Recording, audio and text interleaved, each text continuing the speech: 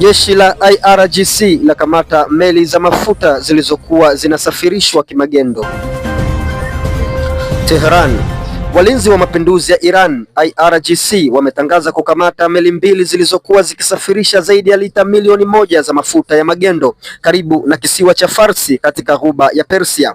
Katika operesheni hiyo ilieleza kuwa sehemu ya mapambano dhidi ya mtandao wa magendo wa mafuta katika eneo hilo. Kwa mujibu wa taarifa ya IRGC, meli hizo zilikuwa zikifuatiliwa kwa muda kupitia mifumo ya ujasusi wa baharini kabla ya kukamatwa. Mafuta yaliyokuwa ndani ya meli hizo yanadaiwa kusafirishwa kinyume na sheria kwenda masoko ya nje.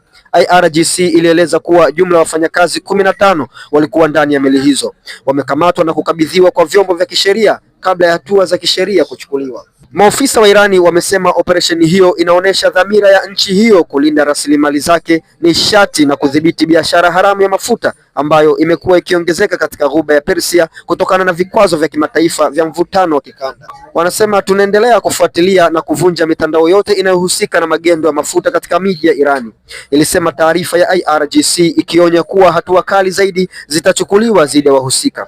Tukio hilo linakuja katika kipindi ambacho mvutano mkubwa wa usalama katika ghuba ya Persia, eneo nyeti kwa usafirishaji wa mafuta duniani, huku matukio ya kukamatwa kwa meli na vitisho vya jeshi vikiendelea kuongezeka, wasiwasi wa jumuiya ya kimataifa kuhusu usalama wa baharini na udhibiti wa masoko ya kimataifa.